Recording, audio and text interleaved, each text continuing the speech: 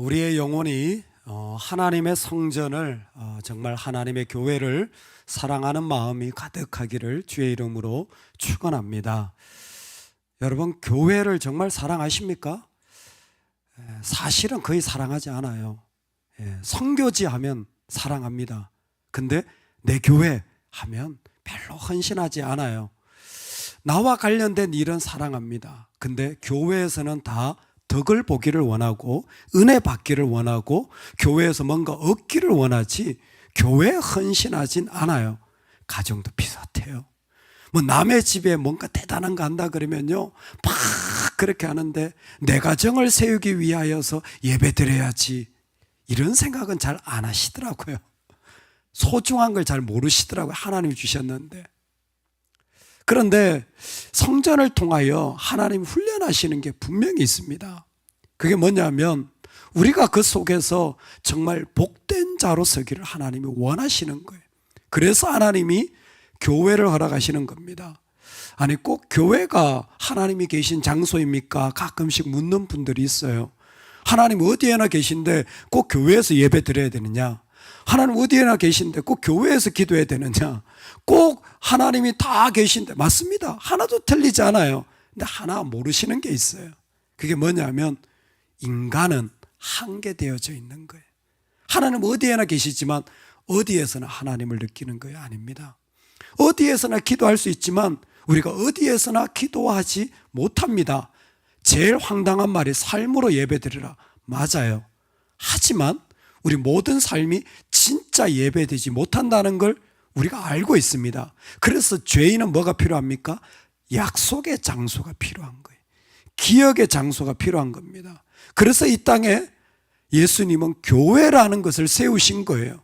그게 필요 없었다면 교회가 필요 없었겠죠. 근데 우리는 에덴 동산이 필요한 겁니다. 우리는 교회가 필요한 거예요. 우리는 영원한 천국이 필요한 겁니다. 하나님을 기억하고 하나님과 같이 있는 기억의 장소가 필요한 겁니다. 반드시 기억하십시오. 여러분, 내가 주님이 아니에요.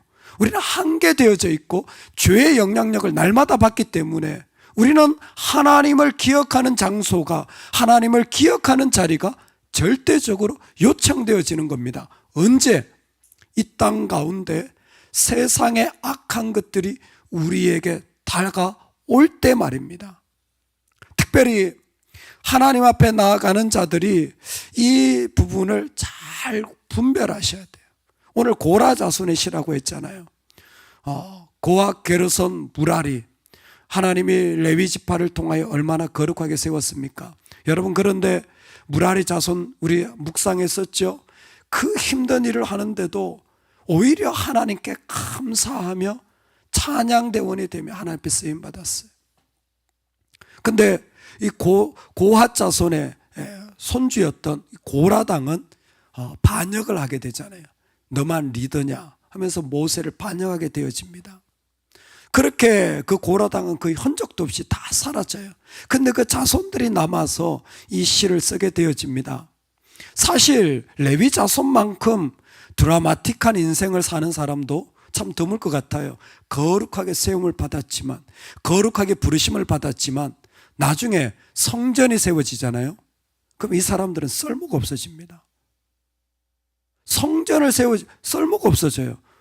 뭐 성막을 옮길 필요가 있습니까? 뭐 불짓개를 옮길 필요가 있습니까? 그게 기둥을 세울 필요가 있습니까? 자기들 하던 섬김이 다 없어져요. 다 하나님 걷어가십니다. 할렐루야. 하나님 다 걷어가세요. 근데 그때 인간의 악함이 그대로 드러나는 거예요. 나는 이거 할 줄 알았는데, 난 이럴 줄 알았는데 하나님 다 걷어가세요. 그런데 고라당의 자손들은 어떻게 합니까? 여전히 성전을 사모하는 거예요. 아마 뼈아팠던 일들을 그는 경험했을 겁니다. 그 반역을 통하여 성전에 서지 못했던 것. 그런데 그것을 지나서 그 어려움의 시기를 지나서 여전히 성전을 사모하게 되어요. 여전히 하나님을 향한 갈망을 가게 됩니다. 그래서 이 자손들이 어디에 서게 되냐면 다윗이 이 사람들을 문지기로 세워요. 무라리는 찬양대우로 세웠잖아요. 이 고라당의 후손들은 문지기로 세워요. 아마 그 앞에 제일 앞에서 지키는 그런 자들로서, 그러니까 그냥 제일 어떻게 보면 뭐 대단한 일은 아닌 것 같아요. 그런데도 불구하고 그게 너무 좋은 거예요. 할렐루야. 할렐루야. 여러분 복이 있으시길 바랍니다. 어떤 복이냐면 그 마음에 여전히 하나님을 정말 좋아하는 복, 그게 성전의 복이에요. 내가 너무 주님이 좋은 거예요. 그게 복이 있는 사람의 모습이에요. 어떤 모습에 갖다 놔도 그 사람은 여전히 너무 좋아. 그냥 그 주님이 너무 좋아서 나는 그 주님으로 살 수밖에 없는, 그게 진짜 복인 거예요. 요즘 신조어가 영끌족이라고, 영혼을 끌어모아서 집을 산다는 말이 있잖아요. 저는 참 영적인 표현이라고 생각합니다. 여러분, 영적인 영끌족이 되시기를 주의 이름으로 축원합니다. 내 모든 힘을 다 모아가지고, 내 모든 힘을 짜내어가지고 뭐예요? 주님을 사랑하는 거예요. 그 복된 자리에 내가 서는 거예요. 어떻게든 내가 하나님 앞에 나가는 거예요. 코로나의 다양한 버전의 이야기를 듣는데 그 중에 가장 감동되었던 이야기 가운데 하나가 뭐냐면, 정말 예배하고 싶은데 목사님이 예배를 안 하는 거예요. 나는 너무 예배하고 싶은데 목사님이, 물론 그 반대도 있습니다. 목사님 너무 예배하고 싶은데 성도님이 안 하는 경우도 있어요. 근데 너무 예배하고 싶은데 목사님이 안 하니까 예배가 있을 수가 없잖아요. 근데 혼자 계속 예배당을 나갔대요. 예배당에 나가서 새벽에 혼자 예배당에서 예배하고 얼마나 눈물이 나고, 아니 몇 명이라도 할 수 있잖아요. 할 수 있었잖아요. 근데도 그것도 안 하는 거예요. 그러니까 혼자 나가서 새벽마다 계속 그렇게 하신 권사님의 이야기를 듣고, 남편이 장로인데 남편도 똑같이 내외가 그냥 가서 계속. 여러분 진짜 복 있는 사람이 되시기 바랍니다. 그 복은 이 땅에 뭔가 많이 받은 복이 아니에요. 내 영혼이 진짜 주님을 사모하는 게 복이에요. 진짜 그게 복입니다. 그게 세상 어떤 것도 비교할 수 없는 복이에요. 나는 너무 주님을 사랑하고, 나는 그 주님의 교회를 너무 사랑할 수밖에 없는, 왜? 그 자리에서 내가 주님을 만나니까 내가 그 자리를 너무 사랑하는 거예요. 그래서 84편 핵심이 뭐냐면, 사실은 성전이에요. 성전, 장막, 궁전 전부 다 이야기해요. 근데 그 모든 이야기를 하나로 묶는다면 복이 있다. 주의 성전이 어쩌고 저쩌고, 복이 있다. 네가 복 있는 자가 되기를 원한다. 할렐루야.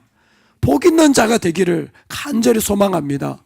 어떤 자가 복이 있습니까? 세 가지입니다. 4절에 첫 번째, 주의 집에 사는 자들은 복이 있도다. 주의 집에 사는 자들이 복이 있대요. 얼마나 정말 다른 게 아니라 주의 집에 사는 자들이. 그래서 자신을 어떻게 비유하냐면 참새의 비유. 내가 참새와 같습니다. 참새도 제 집이 있는데 내가 그 집을 사모합니다. 참새가 그 성전에 들어가 가지고 거기에서 째짝째짝 하면서 새끼를 낳고 그 보금자리를 터는 게, 그 참새가 너무 부러운 거예요.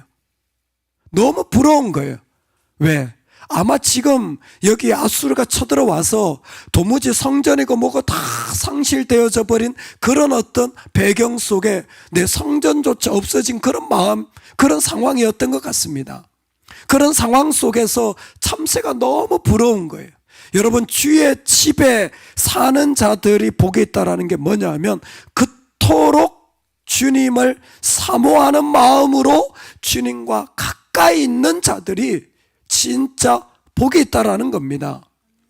잘 기억하십시오. 주님을 사모하는 그 마음이 복된 거예요.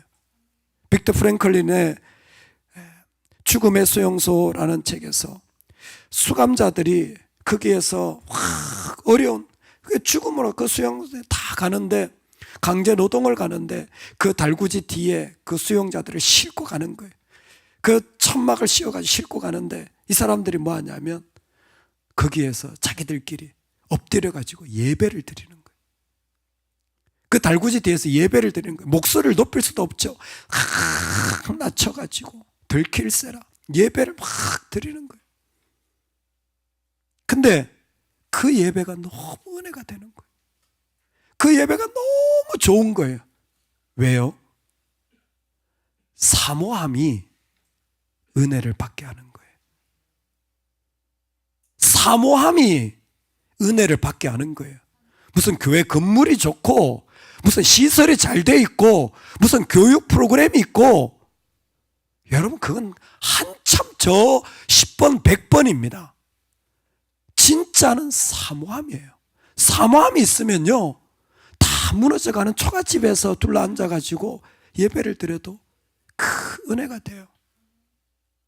오늘 우리가 하나님 앞에 나아갈 때 주의 집에 있는 마음이 되시기를 간절히 소망합니다.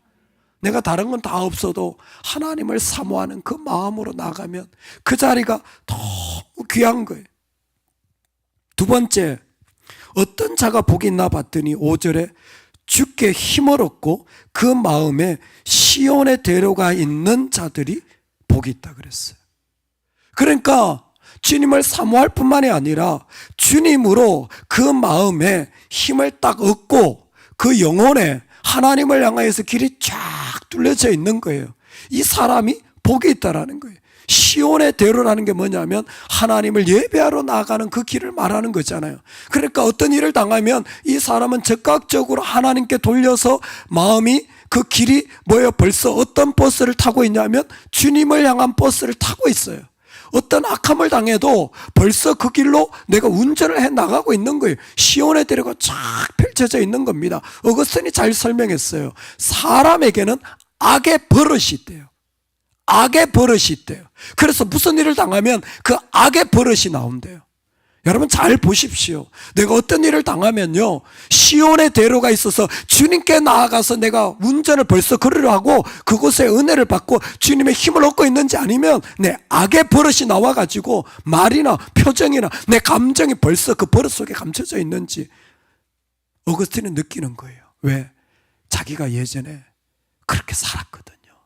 돈만 생기면 어떻게 시간만 있으면 사람들이 나를 악하게 대하면 내가 어떻게 대했는지 그의 고백록을 통해서 그걸 다 토로하는 거예요. 한마디로 말하면 악의 버릇이 그 안에 가찬히 남아있는데 주님을 믿으려고 하는데도 그게 여전히 나오는 거예요. 그 버릇들이 여전히 나오는 거예요.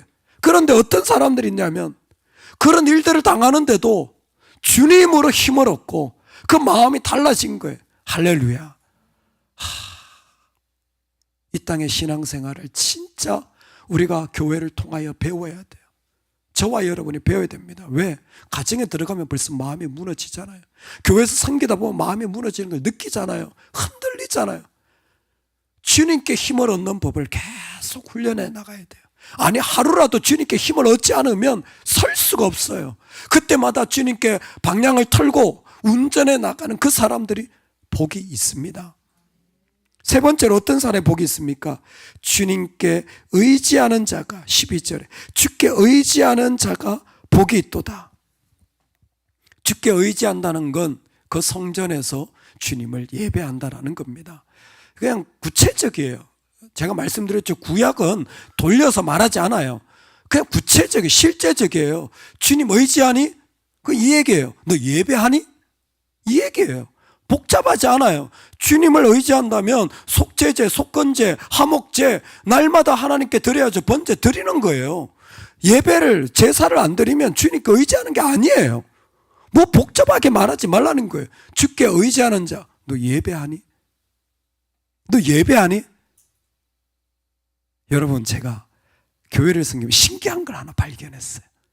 신기한 걸 발견했는데 그게 뭐냐면 부부가 예배하는 모습이 닮아가요. 진짜 신기해요. 한 사람이 주무시잖아요. 그 배우자도 자고 있어요. 할렐루야. 어떻게 그렇게 닮아가는지. 항상 예배 때마다 주무시는 분이 있어요. 근데 배우자도 자요. 예배 제사가 항상 좀 삐뚤락한 분이 있어요. 배우자도 삐뚤락해요. 신기해요. 근데 어떤 분은 항상 진짜 사모하는 분으로 드리는 분이 있어요. 배우자도 사모하기 시작해요. 저는 볼 때마다 신기한 것 같아요. 어떻게 쌍으로 이렇게 같이 가는지. 짰나? 왜요? 이 땅에 있으면서요, 다른 건 속일 수 없는데 예배를 사모하는 마음은 거짓이나 의지로 되어지지 않아요. 그건 진짜 하나님 앞에 온전한 마음으로 나아가는 자들만이 가능한데, 세상에 어떤 것 없어도 주님으로만 간절히 살기를 원하는 그 영혼만이 예배 자리를 서는 거예요. 그래서 예수님은 이렇게 말씀하셨습니다. 아버지께서는 이렇게 자기에게 예배하는 자들을 찾으시느니라. 하나님이 일을 하십니다. 근데 진짜 누구를 통해 일을 하시냐면 예배하는 자들을 통해 일하시는 거예요. 하나님 이 땅에 여러 가지 사역과 부르심을 하십니다. 어떻게 하십니까? 진짜 예배하는 자들을 통해서 하시는 거예요. 돈이 많아 쓰임 받지 않아요. 좋은 자리에 간다고 하나도 쓰임 받지 않아요. 하나님 쓰실 수가 없어요. 근데 진심으로 예배하는 자들은 그 안에서 그 모든 것들이 아무리 연약하고 상처난 것들이라도 하나님이 다 사용하시고 다 부르셔서 그 가운데 세워가시는 줄로 믿습니다.